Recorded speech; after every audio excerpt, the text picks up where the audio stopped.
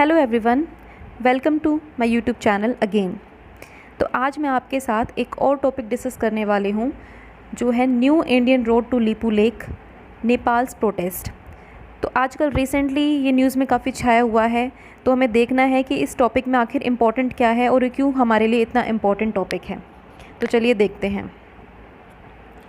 ये देखिए, Rajnath Singh inaugurates new road to Kailash Mansarovar Yatra. आप सभी को पता है कि कैलाश मानसरोवर यात्रा जो है वो हिंदूज़ के लिए कितनी इम्पोर्टेंट है। तो बॉर्डर रोड ऑर्गेनाइजेशन ने इस यात्रा को और भी आसान कर दिया है और जिसकी घोषणा जो है राजनाथ सिंह जी ने, जो हमारे डिफेंस मिनिस्टर है, उन्होंने की है। तो देखते हैं मुद्दा क्या है। तो ये देखिए, तो कैलाश मानसरोवर यात्रा तक जाने के लिए हमारे पास दो रूट हैं। एक तो सिक्किम से होते हुए जाता है और एक होता है उत्तराखंड से। तो अभी बॉर्डर रोड ऑर्गेनाइजेशन ने जो उत्तराखंड वाला रूट है उसको और भी आपके लिए सुगम बना दिया है। अब जो नया रूट है उसमें क्या हुआ है कि 80 किलोमीटर का रोड है जो उत्तराखंड में, उसको रिकंस्ट्रक्ट कर दिया गया है। इससे न्यू रूट बन गया है कैलाश मानसरोवर यात्रा के लिए। इससे यात्रियों का जो ट्रैवल टाइम है वो काफ़ी घट जाएगा। पहले वो यात्री जो है 5 दिन की ट्रैवलिंग करके वहाँ तक जाते थे, लेकिन अब उनके लिए ये 2 डेज़ में ही कवर हो जाएगा। यानी कि ये एक तरह से शॉर्टेस्ट और सबसे चीपेस्ट वे बन गया है कैलाश मानसरोवर यात्रा का। अब पिलग्रिम्स जो है व्हीकल्स का भी यूज़ कर सकते हैं यहाँ तक जाने के लिए। हालांकि कुछ हिस्सा इसका बनना अभी बाकी है। अब नेपाल ऑब्जेक्शन क्यों उठा रहा है? तो देखिए, सबसे पहले नेपाल क्लेम कर रहा है कि ये उसकी नेपाल की टेरिटरी में आता है, मतलब इंडिया ने वॉयलेट किया है नेपाल की सोवरेनिटी के रूल को।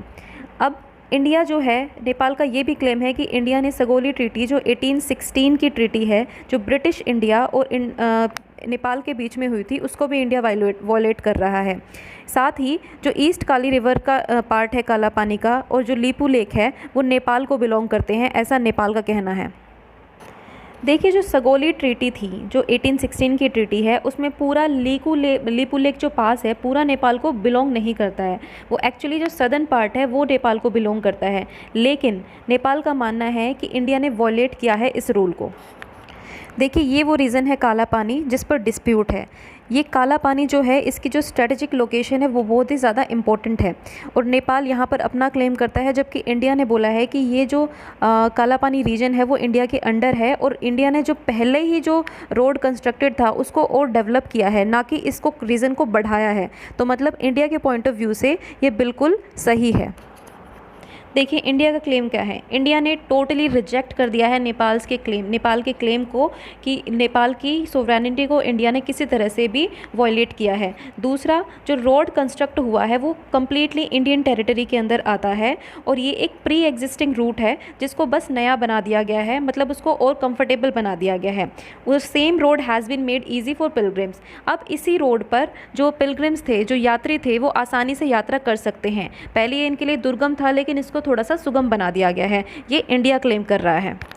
अब नेपाल इसके बारे में क्या कह रहा है?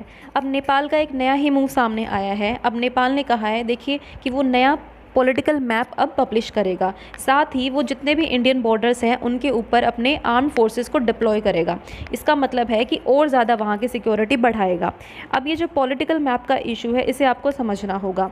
2019 में जब जम्मू कश्मीर स्टेट से बनकर यूनियन टेरिटरी हो गया था, तब उस टाइम पे इंडिया ने एक नया पॉलिटिकल मैप इशू किया था और इस मैप के अंदर जो काला पानी रीजन है उसको अपना हिस्सा बताया था। तो नेपाल ने तब भी इस बात पर ऑब्जेक्ट किया था। तो इसलिए अब नेपाल फिर से इस बात पर ऑब्जेक्ट कर रहा है कि ये जो इंडिया ने जो लीपू लेक पास में नया रूट बनाया है, ये उनके सोवरेनिटी को वॉयलेट करता है। लेकिन बात यहाँ पर सिर्फ इतनी ही नहीं है। अगर नेपाल को इस रोड से प्रॉब्लम थी तो नेपाल ने पहले क्यों नहीं इसको क्लेम किया? अब रोड बन जाने के बाद नेपाल क्लेम कर रहा है, तो ये बात थोड़ी सी अजीब लग रही है। अब देखिए, इंडिया का स्टैंड भी बहुत ही यहाँ पर क्लियर है कि उन्होंने कोई भी रूल वॉयलेट किया है, ना किसी ट्रीटी को उन्होंने वॉयलेट किया है। लेकिन अब सोचने की बात यह है कि नेपाल और इंडिया अगर इस मामले को जल्दी से नहीं सुलझाते हैं तो तीसरा जो यहाँ पे इम्पोर्टेंट रोल प्ले करने वाली कंट्री है वो है चाइना। जी हाँ, अगर चाइना को मौका मिल गया तो वो यहाँ पे इंटरफेयर करके अपना फ़ायदा देख सकता है। वैसे ही नेपाल के अंदर जो कम्युनिस्ट पार्टी है नेपाल की, वो सत्ता में है, वो पावर में है। तो कम्युनिस्ट पार्टी का झुकाव पहले से ही चाइना की तरफ ज़्यादा है। तो यहाँ पर इंडिया को डिप्लोमेटिकली इस चीज़ को सोल्व करना होगा। हालांकि इंडिया ने आगे बढ़कर ये बोला है कि वो इस पर बातचीत करने के लिए तैयार है। लेकिन जो नेपाल का मूव है वो काफ़ी एग्रेसिव लग रहा है। एक तरफ चाइना, एक तरफ पाकिस्तान और दूसरी तरफ नेपाल। अब इंडिया को अपने तीनों पड़ोसियों से सुलझना पड़ेगा, क्योंकि उधर पाकिस्तान जो है वो पीओके के मामले को लेकर उलझा रहा है।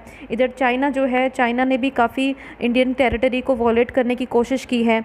तो ये तीनों जो देश हैं वो इंडिया की नेबर कंट्रीज़ हैं, और इंडिया की जो नेबर फर्स्ट पॉलिसी है वो यही कहती है कि नेबर्स के साथ अच्छे से व्यवहार करना, उनके साथ अच्छे से डील करना। तो देखते हैं कि इंडिया इसमें किस तरह से कामयाब होगा।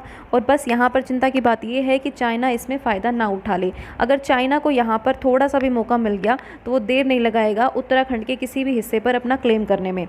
तो गाइज़, ये थी आज की वीडियो। आपको कैसी लगी आप कमेंट लिख के ज़रूर बताइए, और अगर आपको अच्छी लगी तो लाइक एंड सब्सक्राइब करें। इस टॉपिक से आपके काफ़ी क्वेश्चन बन सकते हैं। Thank you.